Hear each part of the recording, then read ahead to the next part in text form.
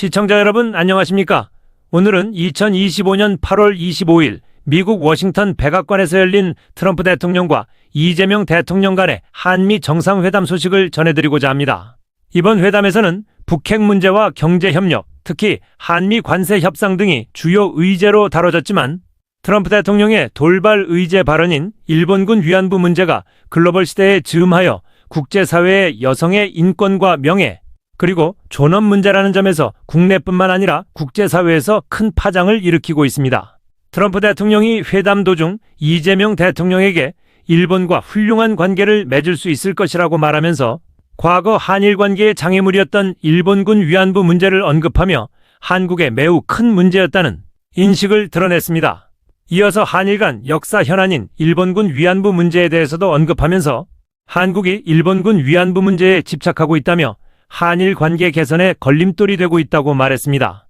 일본은 동북아 평화를 위하여 미래지향적으로 나아가길 원하지만 한국이 과거사 문제인 일본군 위안부 문제에 대하여 집착하며 발목을 잡고 있다는 취지였습니다. 트럼프 대통령은 또 나는 그것이 즉 일본군 위안부 문제가 수십 년 동안 몇 차례 이미 한일 간의 합의, 협정을 통해 해결된 줄 알았다며 1965년 한일 청구권 협정, 1995년 아시아 여성기금 지급, 2015년 한일 일본군 위안부 합의를 언급했습니다.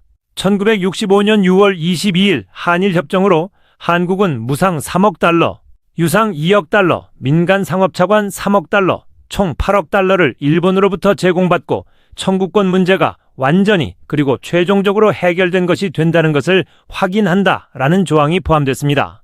1995년 7월 19일 이후 일본은 아시아 여성기금을 통해 일본 국민모금으로 일본군 위안부 피해자에게 1인당 500만엔 약 5,520만 원의 위로금을 지급했으며 2015년 12월 28일에는 한일 일본군 위안부 합의에서 한국과 일본 정부는 일본군 위안부 문제가 최종적이고 불가역적으로 해결에 합의하고 일본이 10억엔 약 108억 원을 한국 정부가 설립한 화해치유재단에 출연했습니다.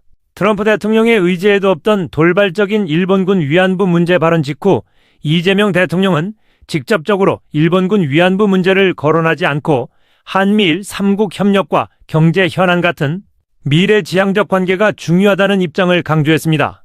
외교적 긴장을 완화하려는 기만적으로 대응했습니다.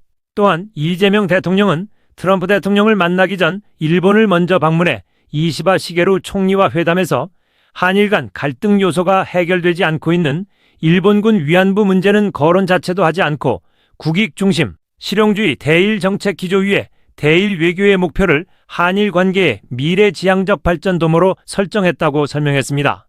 또한 당시 일본군 위안부 문제에 대한 여러 장애 요소가 제거됐다고 평가하며 한일 관계 개선 노력을 강조했습니다라고 기만적으로 설명했습니다.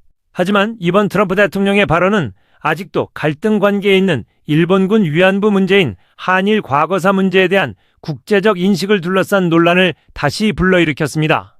특히 트럼프 대통령이 한국이 아직 일본군 위안부를 생각하고 있어서 내가 두 나라가 함께하도록 만드는데 다소 어려움을 겪었다며 한국을 비판하고 일본 입장을 두둔하는 듯한 언급을 하면서 한국이 매우 큰 문제였다며 일본은 앞으로 나아가고 싶어하나 한국은 그 문제에 매우 집착했다고 지적했습니다. 이로써 국제사회, 특히 한일 양국은 트럼프 대통령의 발언에 민감하게 반응하고 있습니다. 일부에서는 이재명 대통령의 대응을 외교적 유연성이라고 평가했지만 다른 한편에서는 트럼프 대통령은 특히 오래전에 일어난 일 때문에 일본과 한국을 함께하게 하는 게 어려웠다며 한일 관계에서 일본 측 주장을 전달하는 듯한 말을 했습니다. 트럼프 대통령은 일본은 그렇게 하고 싶어 하지만 한국은 그보다 다소 미온적이라며 일본은 한국과 매우 잘 지내고 싶어하고 훌륭한 국민들이자 훌륭한 나라고 강조했습니다.